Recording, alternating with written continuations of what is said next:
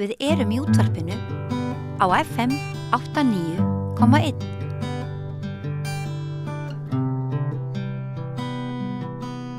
Það er jólabókaflóð og þá hérna best margt á okkar fjörur og hingað komin Kristín Ómarsdóttir. Þetta er velkomin. Já, takk. Þú ert með bók sem að ég reikna nú með að einhverjir að bíða eftir. Já. Þetta er framhald af, þetta er þriðja bókin. Jú, í seríu, já, í seríu. Þar sem að þú fórst allt í einu að horfa svolítið langt aftur eftir þínum ættlegg. Já, bara eiginlega mjög snögglega og kom mér sjálfur ávart. Ég myndi ekki hafa ímyndað mér að ég hefði, þú veist, fyrir 10 árum hefði ég ekki getað ímyndað mér að ég færi að skrifa persónur á 19. öld, sko. Já, það eru margir höfundar gert þetta. Já. Ef ég væri markaðsmaður myndi ég segja að það er svolítið snjallt. Það er svona sögulegar skáldsögur. Það er hitt að þessa þjóð okkar svolítið. Já, það vilst gera það, sko. Já. En að því að það er snögglega, að því að við sem ekki að svipum aldrei. Jú, við erum það, ég fætt 62. Já, það kemur svona tilmanns, fortíðingin byrjar að koma tilmanns með öðrum hætti svona þegar maður eldist. Og ég skil ekkert hvað þetta er og ég held að þetta sé eitthvað sem bara sé samanlegt eða eitthvað. Hvernig, akkur kom þetta til þín? Sko, ég segi snögglega að þetta var samt á einhvern aðdraganda og ég hef alltaf haft áhuga, sérstaklega á 19. öldinu og þegar ég er búin að vera pæli í henni lengi, sko, en ekki til þess að skrifa, bara haft sérstaklega alveg áhuga á henni. Og eiginlega í gegnum líka bókmyndirnar sem ég, þú veist, bókmyndir þessarar aldar og... Það var heimsbókmyndir? Já, og það er líka þess vegna þeirra sem ég er að leita þangað. Ekki síður en líka einhverju, sko, vegna sagnfræðilegs áhuga. Þú veist, ég raun langar mig til að herma eftir 19. aldar höfundi, en ég veit, og svo langar mig það heldur ekki, sko, því að, já. En þú heldur getur það ekki alveg, eða? Nei, ég mun aldrei geta það, sko. Ekki nema yfirgefa þig bara? Já, og það er víst ekki hægt. Og svo líka er ég bara búin til úr allt öðrum tíma en þeir, sem ég segi, þeir náttúrulega, já, það er kallkynsorðin hana og líka, já, þeir eru náttúrulega, sko, margir hverjir að fjalla þeir hafa annað sjónarhornin mitt, allt annað. Kallanir? Eða 19. Já, kallanir, 19. aldar kallanir, já. En af hverju langaði til þess að skrifa eins og þeir? Sleppum við þessu kallar? Já, við séum alveg kalla, af því ég sé nú stundum engan mun, sko, og ég get verið mjög frekar kynblind og líka, já, bara ekki. En ég mér bara hef heillast á bókmyndum 19. aldar. Af hverju? Ef ég vissi það, sko, þú veist, ég tók alveg Tolstójar æði og, já, og bara fleiri og fleiri, sko, og ég veit það ekki, og ég er ennþá með þetta æði fyrir þessu 19. öld. Þetta eru einhverju leyti svona straumhvörf og stundum er magnað hvað fólk sem var að hugsa þessu tíma gat séð einhvern veginn langt og maður velti fyrir sér að þegar þú lifir svona straumhvörf í sögunni að þá einhvern veginn skynjar eðli þess sem er að koma sem að við sem erum kannski inn í því náum bara ekki. Já. Já, svo er náttúrulega skáldsagan líka þetta ákveðna form sem að þú veist, svona freistandi. Sem að maður langar líka til þess að reyna að hafa áhrif á, sko önnur áhrif á heldur og líka maður vill ekki, þú veist, mér finnst Íslandi, þú veist, eins og þegar sagt Ísland, það er alltaf að bera sér saman við einhvern lönd þarna og þá er það að bera sér saman við, þú veist, Svíþjóð og Þýskaland og Frakkland og eitthvað sem ég sé rosalega fyndið, af því að við eigum svo lítið sameiginlegt með þessum löndum. Í bókmyndum? Í heiminum. Í hugsa? Þannig, já, í öllu finnst mér. Náttúrulega, sko, svona ungt lýðveldi og sem er nýlenda og hefur verið með amerískum her og svona, þú veist, við eigum meira sameiginlegt með Mexíkó eða, þú veist, Kóreu eða eitthvað. Ég veit, kannski ekki, ég tek nú ekki, segja ekki Kóreu, en allavega meira sameiginlegt með Mexíkó heldur en kannski Svíþjóð og Þýskalandi. Kannski nýlendunum frekar heldur en nýlendu herrunum. Já, þannig að Já, þannig að í raun er það alltaf fyndið þegar einhver íslenskur höfundur er að reyna að skrifa eftir einhver evrópsku formi. Eins og þú. Já, það er hálfkjánalegt, en samt það sem maður gerir, já. Að því ég kann ekki, já, að því að við höfum líka tapað einhverjum arfi fyrir löngu sem ég stundum mér langar til að sækja í. Okkar eigin arfi? Já. Finnst það? Já, mér finnst það, sko. En mér finnst við, við hér á landi miklu tengdar í jörðinni heldur en fólk í Evrópu, sko. Eins og mér skilst að fólk í Mexíkó sé, en hérna, ég veit ekki ekkur, já. Það gott að draga þá hingað. Ég veit það ekki allt í einu, sko. Hvað það er allt í einu núna ofalega á baugi í hausnum á mér, en allavega, já. En þá ertu ekki að tala hérna, skáldskapinn. Þá ertu að tala bara einhver svona stöð okkar í heiminum. Ég er bæði að tala skáldskapinn og hitt, sko. En er ekki þráður að við áttum hérna Íslendingasögurnar og svo eigum við svona þjóðlegan fróðleik og Já, við eigum alveg ótrúlega mikið af svona alþýðu skrifum þar sem að fólk er að reyna að segja frá samt vitandum að sjónarhorn mitt ræður í hvernig sagan er eins og við trúum því að með því að segja skemmtilega frá eða áhugavert frá að þá náum við okkur sannleika og minnst þess að það hefði aldrei rofnað einhvern veginn. Nei, en svo og líka eitt að hérna 19. öld það var svo rosalega mikið læsi.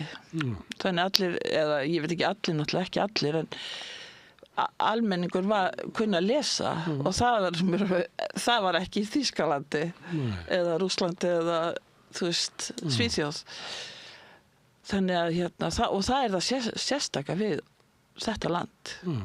Og þeir sem að skrifa, þeir vilja að allir lesi. Frekar heldur en þau séu bara að tala inn í sinn hóp. Já, og öllum hafi verið kennt að lesa. Þú veist, þetta var vandamál í Portugal, í Þýskalandi, í Rússlandi, þú veist, fólk kunni ekki að lesa. Það var lokað inn í búblu fyrir sem alveg gáttu lesi. Og það er líka það sem er svo skemmtilegt við að skoða 19. öldina og sjá allt þýðingastarfið. Þú veist, og öll þessi tímarit sem eru gefin út og það er verið að þýða smásögur út þú veist, frá allri heimskringlunni.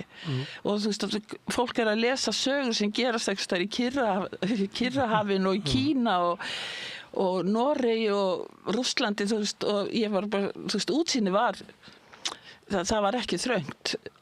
Og það er þökk öllum sem ótrúlega mörgu tímaritum sem kom út. Og með öllum sem þýðendum, sem er mér alveg svo ofsalega beautiful og er rosa stolt af að koma frá svona, frá þannig stað. En að einhver leiti er þetta hérna sérstætt á 19. öldinni, það er svona upprisa í sveitunum. Menn hafa verið að benda á alls konar hluti.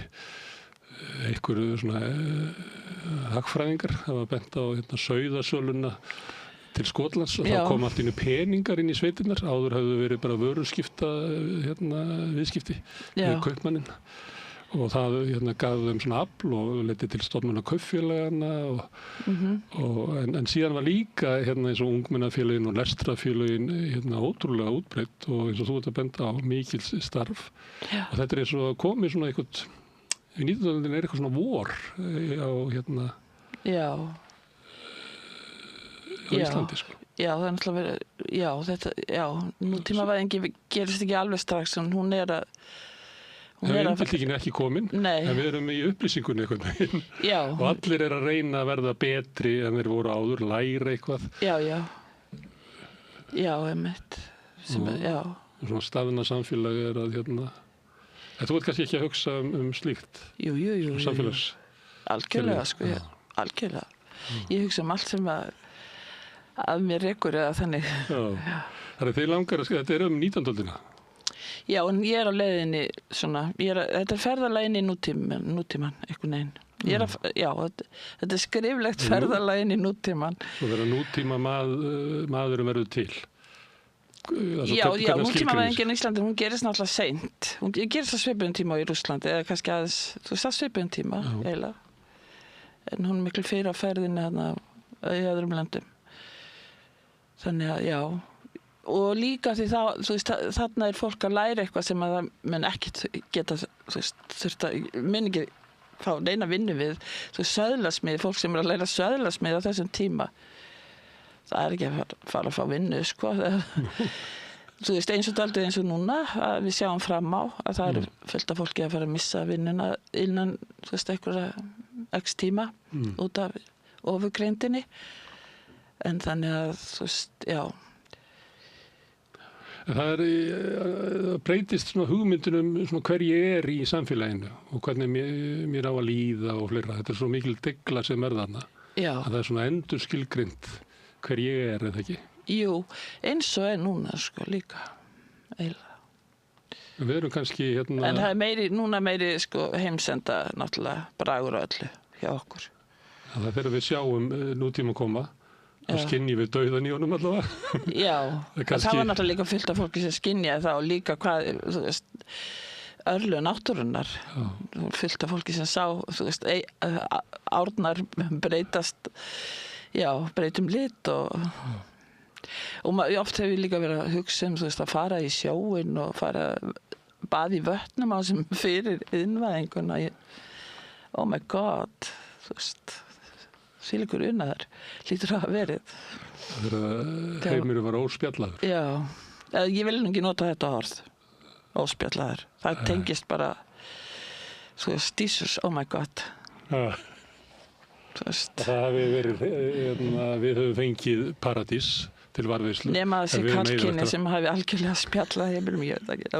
Heiminum sem hafi verið hrein mei, ég veit ekki. Hrein mei, það líka hræðilegt orð. Hræðileg orð. Þú ert að skrifa konu sem að, konur. Sko, þetta langamann, ekki? Jú. Þú náttúrulega hefur aldrei hitt hana.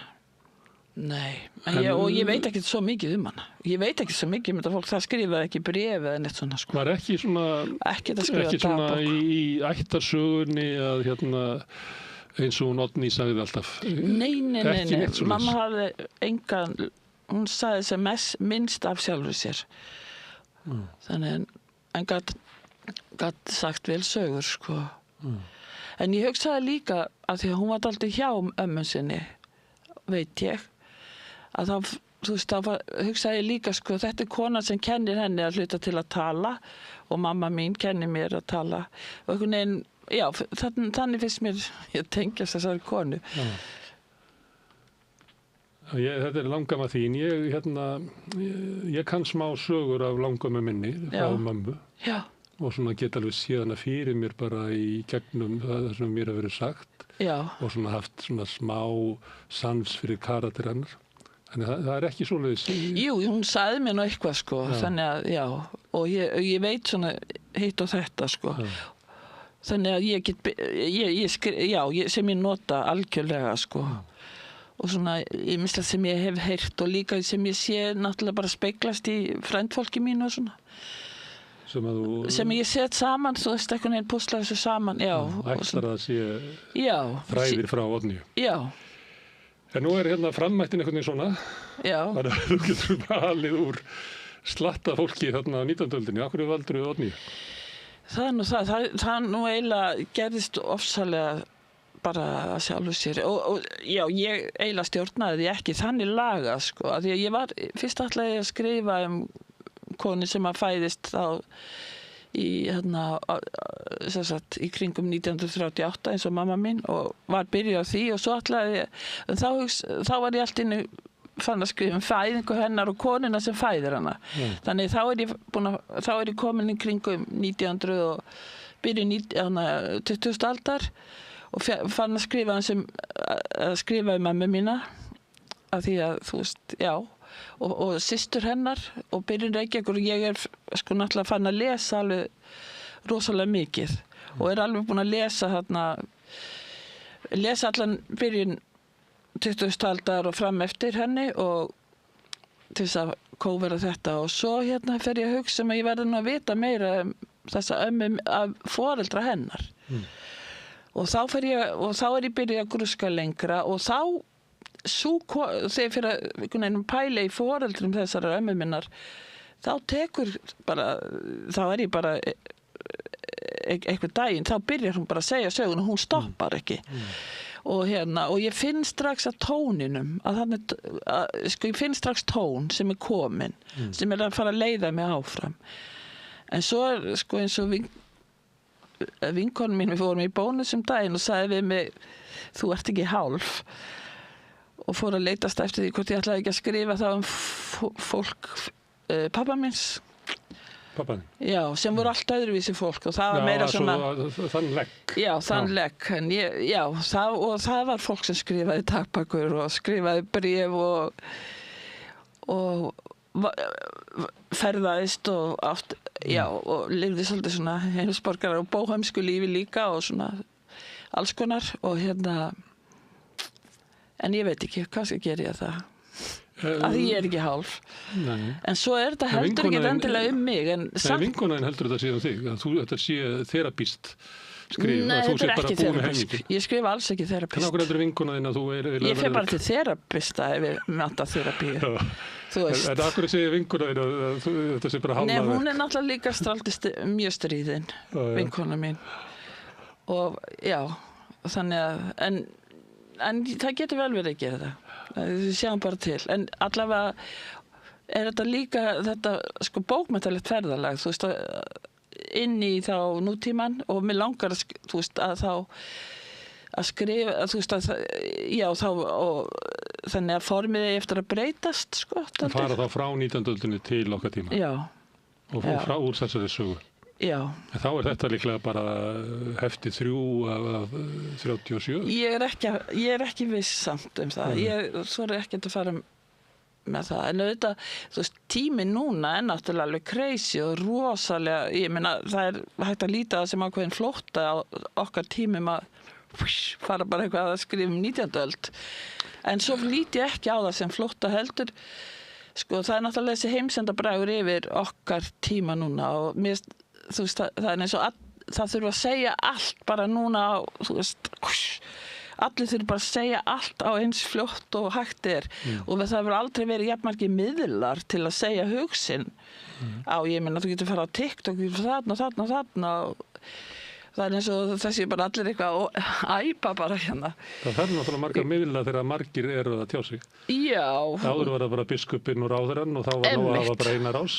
Og svo er það líka það af því það á eftir að það er líka, ég er náttúrulega að skrifa konu og það er rosalega merkilegt til að því náttúrulega er maður alinn upp í, þú veist, maður er búin að lesa bækur síðan maður lærði að lesa og náttúrulega mest er þetta skrifað af karlmennum karlmenn, mjög mikið og ef að þeir skrifa konur þá skrifa þeir konur á ákveðin hátt og svona, þú veist, sem eitthvað svona viðfang og sumir, setja sig í sporður á allt þetta og hafa gert það alveg, bara á sinn hátt en þessi sagan er að konur hafa ekki, og þú veist, konur og kvár og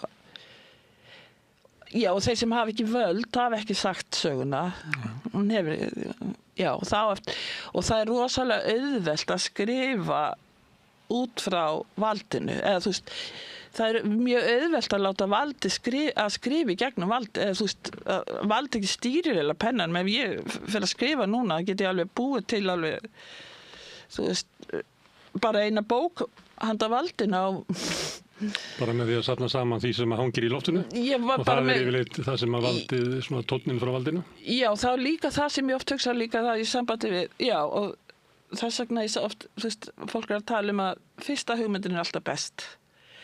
En hún er ekki alltaf best. Hver sagði þetta? Ég bara, þú veist, fólk segi, ég er búin að heyra þetta mörgu sinnum í gegnum, svona listafólki og svona, en önnur hugmyndin sé lala á þriðja einhvern veginn, en það liggur við að það sé kannski 7. eða 12. hugmyndin af því þú veist, það er svo auðvelt að láta streyma samtímans þú veist, stjórna sinni rithönd, eða stjórna pensilförunum Það er það auðveldast og það, já. Þá er kannski fólk misjafnlega samsett að sumir eru þannig að þeir eru opnastir þegar þeir koma með fyrstu hugmyndina. Svo mæta allir ritstjórarnir sem eru inn í þeim sem að segja að þetta sé ekki hæfi og þetta sé nú betra og þetta sé allt og gróft eða það er að hefla hér og kannski að þú öðruvísi, þú byrjar sem ritstjóri. Nei, ég myndi ekki halda það. Ég myndi halda það sem að ég þurfi að gera og geri það er að hugsa aðeins, þú veist. Já, þú veist, ég er mjög auðvelt með að lifa bara í einhverju flæði og alveg, já. En mér finnst líka að staldra við og hugsa sé eiginlega bara, já, það er allavega nauðsynlegt. Og vinna, þú lýsir tildrögum þessara bókar að þú byrjar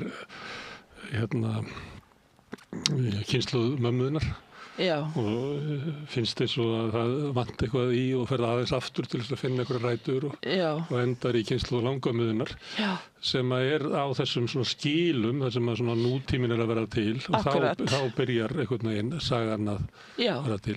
Og að því þú ert að segja að þú er að flýja ángað, það er náttúrulega þannig að svona mismunandi tími í sögunni talar ólíkt til okkar eftir hvar við erum. Einmitt. Og núna er svona deiglutími og þá er náttúrulega mjög eðlilegt að leita í fyrri deiglutíma. Einmitt, já. Kannski segjum fyrir 30 árum, þá er allir að skrifa svona postmodernist sem að myndu kannski frekar á miðaldasöguna, þar sem að var svona klippur hér og þar svona áður en að skáldsagan verður til. Já. Og kannski var það bara vegna þess að það passaði bara betur við þann tíma. Svona sundurlaus sannleikur. Einmitt, algjörlega. Þú ert að leita þræði. Já, það er heldur rétt hjá þér.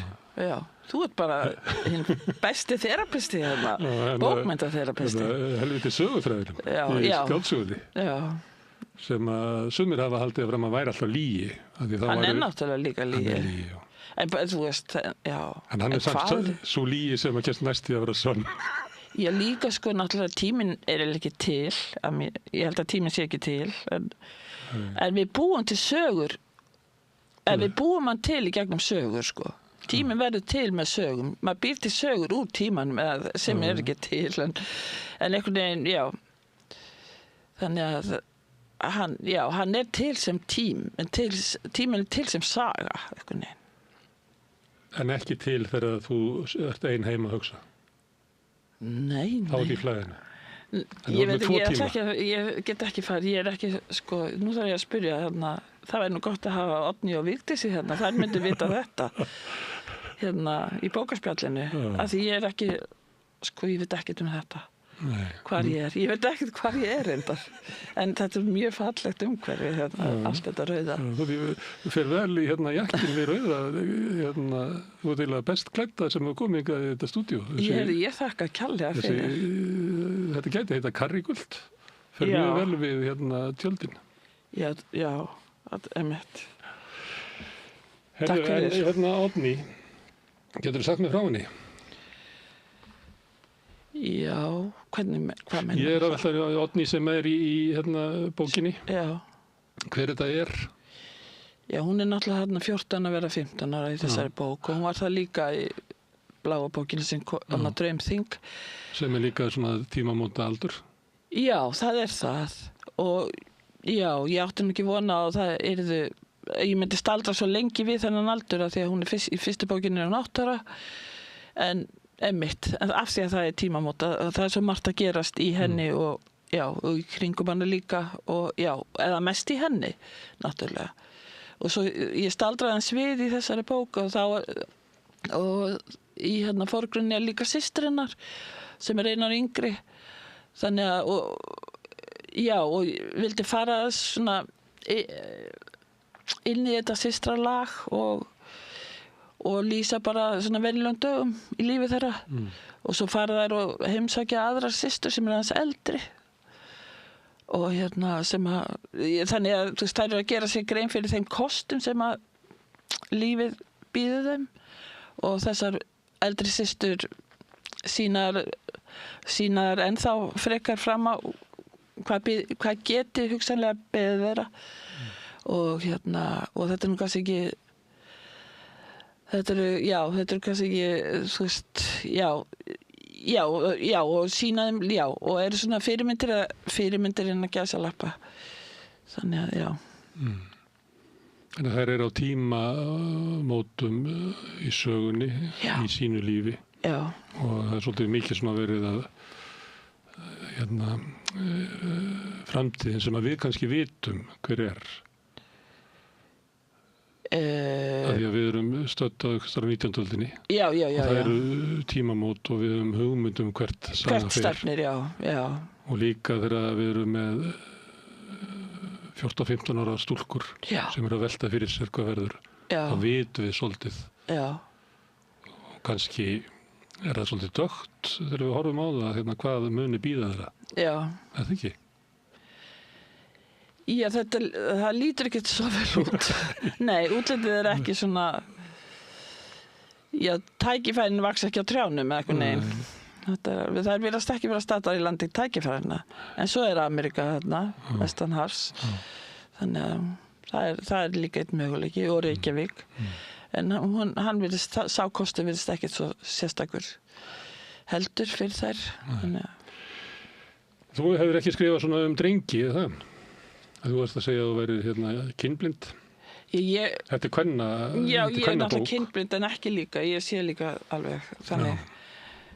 En vil ekki gera, ég er ekkert svona í þessari, ég trú ekki á að séu tvö kyn. Og það er bara praktískum ástæðum. Að því manneskjan er praktísk og það þarf að vera svona flokka og hægt að flokka svona fólk og þá er mjög auðvelt en þá er mjög svona praktískt að flokka þetta í kall og konur. Ekki praktískt að flokka en þá fleiri flokka. Getur verið dýrt fyrir ekki samfélagið. Og jú, ég hef skrifað stráka, já, algjörlega. Já, en þetta er ekki stráka?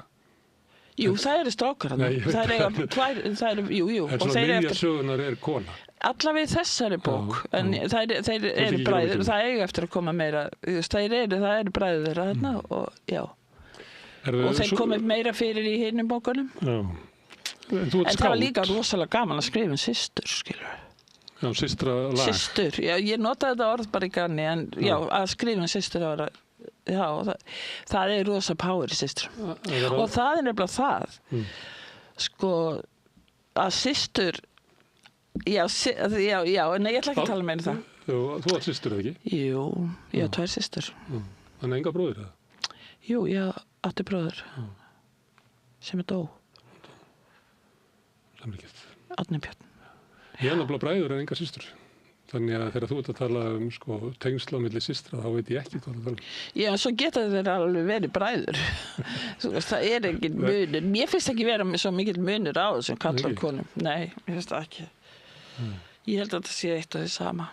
Þú er ekki trúið því að konur ná einhvern veginn saman sín á milli með öðrum hætti heldur en að... Já, út af því þeim er kennt einhvern veginn, við erum sjálfar upp til ákveðna að taka þátt í ákveðnum samtölum og ákveðnum samtölum ekki. Já.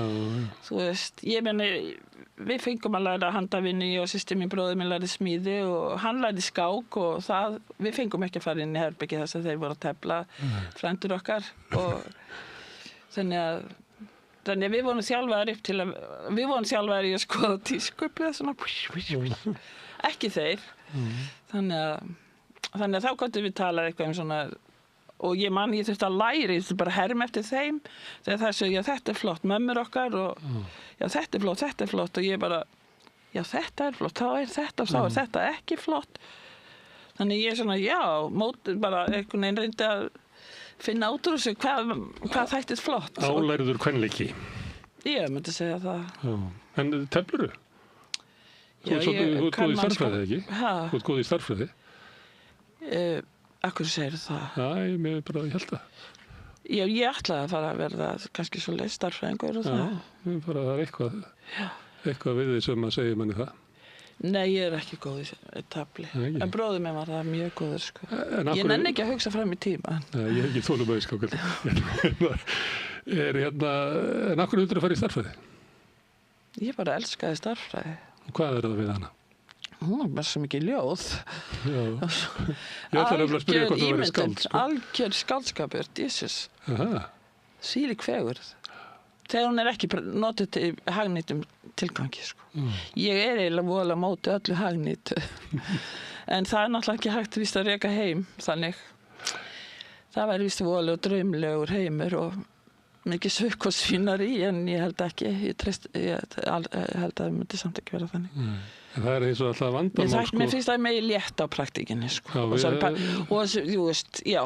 Að finna þetta jafnvægi á milli, að við veitum kannski að við getum ekki, að því að þú varst eitthvað að skammast út í kristnina, þá ætla ég að fá að vitna í Martin Luther, sem að sagði sko að við ættum að hafa fagnaðarerindið í samviskunni og ekki hleypa sko lögmálinu sem úr Gamla testamentinu þar inn, því að þá myndum við dæma okkur til linnulaust.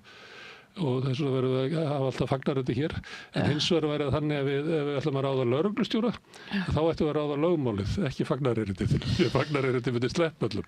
Já. Þannig að þetta alltaf svona kúnst hvernig við röðum þessu sama, sko, praktíkinni og tímanum á flæðinni. Já. Þetta kúnst. En ég var ekki skammast út í kristnina, var ég að gera það? Já, þú heyrðist að segja það þegar ég var að tala spillta heiminn. Já, óspjölluð. Já, þú sagði ekki já. Óspjallaður heim. Já, spiltu, hann var já, hvern þetta alltaf að vera óspjalluð megin. Og sá hugsunarháttur allur. Það var náttúrulega grimmast. Sem dálítið svona grimmast þegar mótmælendatrúin kom hingað. Það var nú grimmust þá. Já. Nei, það meitt. En ertu trúið það? Ég bara trúið.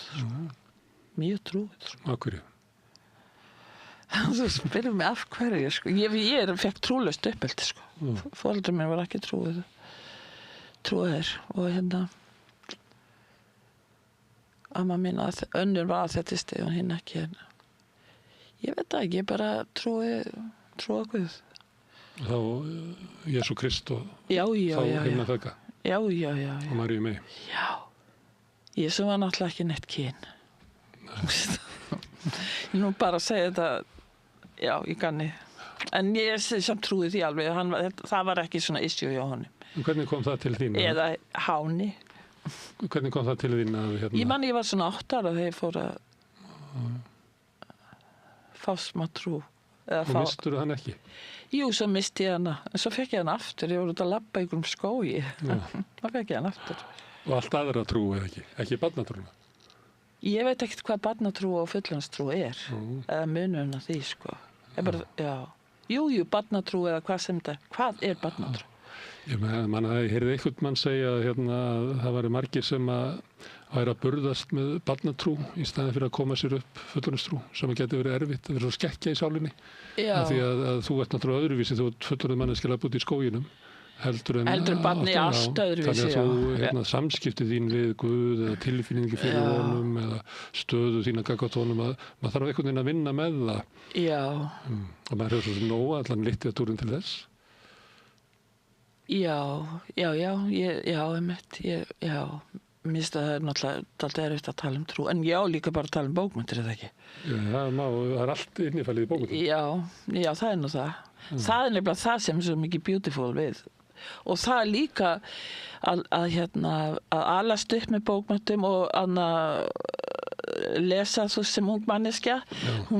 Bókmenntir gefa manni sýn sem er svo skothelt sem að það er engin væmni í þessari sýn að það er ekki neinn ideológía og það er ekki hægt að sigra heiminn eða eitthvað neinn þannig. Hún er svo raunsæ líka og draumkennd og raunsæ. Þannig að maður veit að það er ekkert sem getur komið hana óvart af því maður las sig til þroska eitthvað neinn. Þannig að ég stundum hugsaði bara að hafa nemið bókmenntir, það væri ég þekki heimi betur á því heldur en að nema stjórnmálafræði eða eitthvað svona bara svo sýn, það er sýnir sem bókmenntir gefa manni. Fórstu í bókmennafræðina? Já, ég var aðeins í bókmennafræði. Það er ekki svo í guðfræðina, sá sem að fer í guðfræði að leita Guði, hann finnur hann ekki og sá sem að fer í bókmennafræði að leita anda bókanna, hann finnur það ekki? Nei, ég var ekki að leita neina, sko. Ég var bara að fara að skrifa. En ég var að lesa og maður lesa og oftast mest las ég bækunda sem ég átti ekki að lesa. Ég var bara, það var háskólabókasamnið og ég fór og las þetta og þetta og þetta og þetta og var nú ekki ekkert mikið að fylgja náminn eftir því að ég var að byrja líka að skrifa. En það sem ég finnst að, þú veist, þetta svo, þetta náttúrulega sýn sem að kannski, þetta engin, þú veist, þetta ekki bjartsýni sem að bókmenntirnar ala mann upp í og kannski frekar nær bölsýni sem að sumum er ekki vinsælt sumum, sko, að vera bölsýn. Ég elska bölsýni. Og bölsýnt fólk. Það þarf að vera rosalega bjartsýn til þess að þola að vera bölsýn. Það er nú það. Það er svartsýna fólkið sem að gengur með bjartsýni af því að það er svo svartsýnt að það þolir ekkert frávik. Það verður alltaf að vera bara happy go lucky. En þú byrjar ung að lesa og svona sekkur í lestur. Systir mín las miklu meira. Ég var ekki innistelpa, sko, eins og það hét. En ég las líka, jú. Algjörlega, sko. Ég byrjaði, bara emitt. Sem það finnst mér þetta að vera, það er svona fólk sem að les mikið og dvelur inn í þessum heimi og kemur sér upp þessu sem þú ert að lýsa, sem er eitthvað svona afstaða. Veit ekki alveg hvað það er, kannski er það bara svona húmanísk afstaða. Það er eitthvað þannig. Og svo er það hinni sem að lesa miklu minna, sem er bara ekkert í þessum heimi, sko. Nei, en mér finnst í þessari afstöðu sem að bókmenntir gefa manni vera lífsbjörg. Þú veist, þetta er algjört survival kit. Algjörlega, sko. Er það ekki bara vegna þess að þú ert orðin háð þessu og að þú kannt ekki að lifa öðruvísi? Nei, þetta gaf mér bara, þú veist, veganesti. Að vera hanga bara upp í rúm og lesa sem ung manneskja. Það er bara þvílíkt veganesti. Og þú getur ekki kynst öllum heiminum. Þú getur kannski kynst, ég veit ekki hvað, þú getur kynst kannski 3 manneskjum náið og kannski 8 vini, 10 vini eða 20 vini og svo kunningja. Ég meina, gegnum bækur kynstu næstu öllum heiminum. Getur kynst svo miklu fleira fólki. En ég er að tala um þessa afstöðu, þessa grundvallar afstöðu sem bókmenntir gefa og sérstaklega náttúrulega það náttúrulega eftir heimsstyrjöldina síðar þá segja það eiginlega að þetta er búið. Það verður náttúrulega siðrof og þetta er búið. Það er búið, sko. Við verðum bara að horfast í augu við það. Þannig að og þessi heimur og þessi tækni heimur sem þú veist, ég veit ekki. Það hefði verið hægt að fara aðra leið ef að einhver annar en Newton hefði verið þarna á ferð eða þú veist aðri gæjar. Kannski líka konur og kvár. Talandi svona skil og svona, þá finnum við þetta líka í skáldskapnum og hugsuninni og eftirstríðsárunum, þessa tilfinningu sem þú ert að lýsa. Það sem að fólk er að reyna að finna einhvers staðar handfesti í heimi sem er hruninn, sko. Sko, menning á svona svæði, það á tímabil og svo hreinja tímabil. Það hefur gerst í sögunni forever, sko. Og c'est fini, eins og sem ég segja, Vesturlönd, c'est fini. Það þýðir ekki að vera leiður yfir því. En það er hægt að líka, sko, kannski að líta þá í aðrar áttir. Það hlýtur að þurfa. En núna, þeir ætla ekki að líta í aðrar. Þeir ætla að líta bara í speilin, hvíta speilin og sjálfast þessi kallar. Eins mikið að það geta og drepa alla sem eru fyrir þeim. Það ætla að sökku í díkið frekar að teygja sig eftir grein. Já. Það er ekki þannig. Herðu, að því að þú ert að segja með hana heim, ég við að lifa í bókunum og þú segir að það hafi bjargað þér. Áttu við að hafi bjargað þér eða er þetta svona almennt ráð til fólks? Ef ég kemur til þín og segi, Kristín, ég er alveg bara lost og sé ekkert neitt ljós og þessu. Myndirðu að segja við mig, farðu á bókasafnið? Sko, ég kannski ef þú væri ung manneskja, ég veit ekki, en það er aldrei of seint, en ég, sko, ef mér finnst, ef þetta hefur verið reynst svona gott veganesti fyrir mig, þá hlýtur að vera það fyrir aðra. Og því ég trúi, sko, að einstaklingshyggja er bara fantasía. þú veist, ég ekki til nema þú sért, þú veist, hérna, þú veist, við erum ekki til nema saman, við erum eitt, við erum ekki einhver einstaklingur og það, þannig að, þú veist, ef þetta, ég alveg sannfærð það, þú líki orð eins og sannfærð, því að, já, ég ekki sannfærð neitt, en í mér það samt, nein.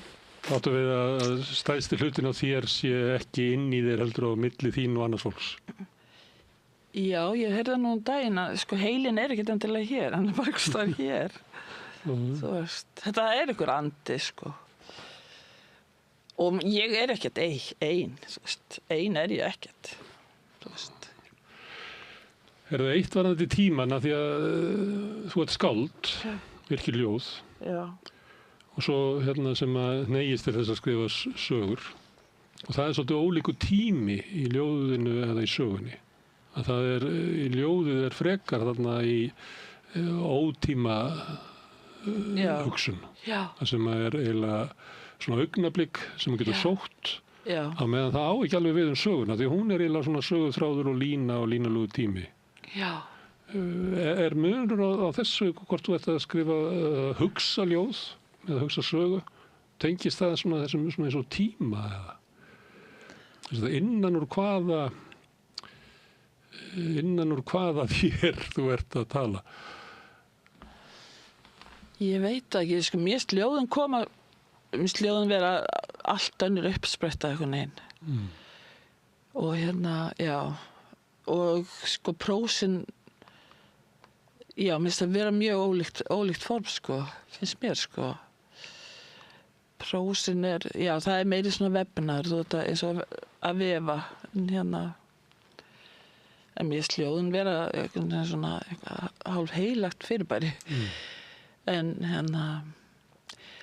já, í sambandi við náttúrulega línulegan tíma, sko, þú veist, það skipulagið á heiminum, það línulegu tími, það öll lögfræðin og allt þetta allt. En sko náttúran þetta tími náttúrulegu tími bara hringur og hringurinn kringu sólinn og allt þetta, allt hringur. Þannig að þá erum við að beygja, þegar við erum bara einhvern veginn að, já, við erum að búa til tíma sem línulegur, það bara algjör fiksjón náttúrulega. En þess tíminn sem ekki líður, hann náttúrulega eilífð og hann til hérna einhvers staðar. Já. Já, þú voru að tala þetta við einhvern annan. Mér finnst þetta mjög spennandi, sko. Okay. Já. Hver munurinn á Oddnýju? Það þarf Oddnýju og Hrafnhildi, nei, Oddnýju og Vigdísi til að... Hver munurinn á Kristínu hérna og Oddnýju? Mjög mikill munur.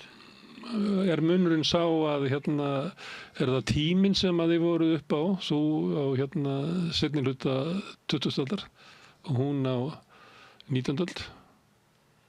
Eða hver munurinn á okkur? Ég veit ekki, ég náttúrulega lána henni helling, eða ekkert helling, sumt fær hún að láni.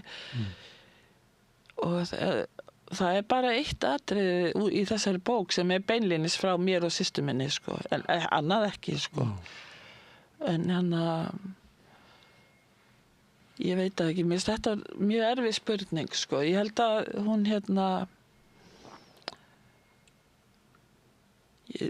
bara kannski engin munur, en þú veist, ég þori ekki alveg að svara. En svona almennt, heldur að fólk svona lifði þessa tíma hafi verið á eitthvað svona hátt ólík okkur?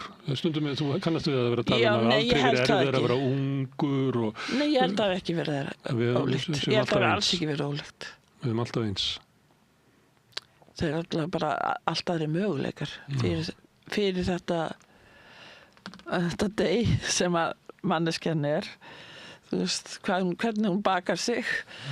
Þú veist, ég náttúrulega hef sko stjarnfræðilega fleiri möguleika, en náttúrulega í ykkur svona efnislegu kannski, en náttúrulega líklega ekki, en ekki hugsuninni, sko, alveg sami.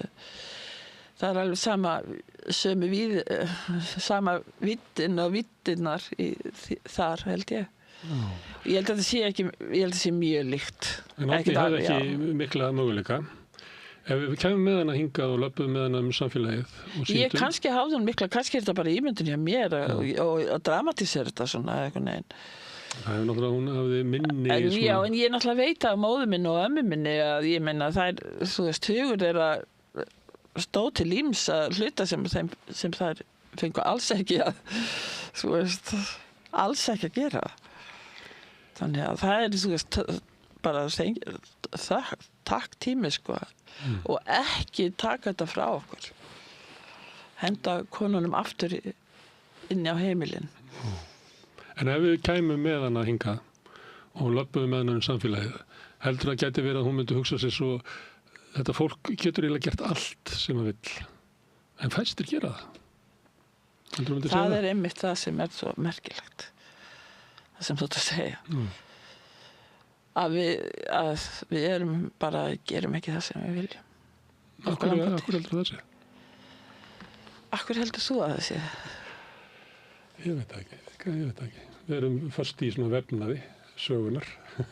Við getum nefnilega ekki gert allt. Sögur sem hendar okkur ekki, sem einhver aðri byggur til og við erum bara fast í. Já, allstaðar þarna, þau eru að búa til eitthvað system sem að þau vilja, svona ríkjandi system, sem bara, ég veit ekki hver passar inn í þetta ríkjandi system, ekki þeir sem ég þekki. Þeir passa ekki í þessa system. Þess vegna fer maður bara heim til sín og með þar sitt eigið system. Svo verður allir vitleysi, sko, ef á að rekja aðeins upp vefnaðinn og breyta honum eitthvað aðeins. Það verður allir... Já, ekki allir, bara þessi... Nei, háaðasamir. Ég veit ekki, mætti slaka aðeins á. Þessir allir sem þú talar þeir mætti nú aðeins slaka á. Það ekki gaman að stjórna. Jesus, ég get ekki trúað því. Herru, Kristín, það gaman að fá þig hérna í heimsókn. Má ég biðja að lesa eitthvað svona smá bút? Já. Það finnur staðinn. Það ætla ég að kveðja áhorfendur og þakka þeim sem hafa verið að taka viðtöl hér í dag og Laufey Líndal fyrir að taka upp og senda út, en ykkur þakka ég mest sem hafa verið að hlusta og horfa. Minni á að það sem að knýr samstöðuna áfram sá hluti áhorfenda og áhorfenda sem hafa gert áskrifendur. Ef þú vilt slást í þann hóp bakhjarla samstöðunar og til hún hafa eitthvað gildi í samfélaginu, þá hvet ég til þess að fara inn á samstöðum.is, það hnappur sem ástendur áskrift. Það getur skráðið fyrir 2.750 krónum. Þú mátt borga meira vilt og því sem kjósi getur látið áskriftina að renna sem félagsgjöld inn í alþýðufélagið, en það einmitt alþýðufélagið sem rekur samstöðuna. Þegar Kristín búin að lesa þá slökkum við á vélunum, kveikjum aftur á þeim á morgun klukkan 16, þá það sem við köllum vikuskamt, þá fáum við hérna góða gesti til að fara yfir fréttir vikunar. En Kristín, þú ætlar að lesa okkur í svefn. Já, ég ætla að lesa ykkur í svefn og þetta algjörlega valið af handahófi, þannig að það þú veist, ekki skipulagt, algjörlega óskipulagt val. Eins og við viljum hafa. Kórar í Fjallasal. Og ég les hérna niður þessa síðu. Kórar í Fjallasal. Systkini mín æða hagan lík boltum, grípa í haus á kind, dangla í afturenda, huska þeim í kví, jarm magnast, söngur fugla, fleira text á loft.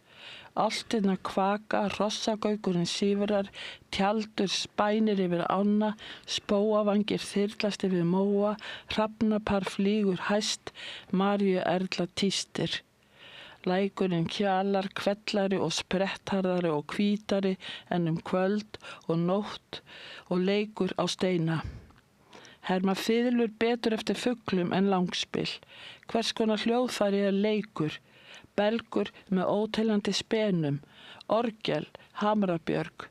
Hvers konar hljóðfæra ílur mjólkubunurnar, flautur líka fuglasöngur.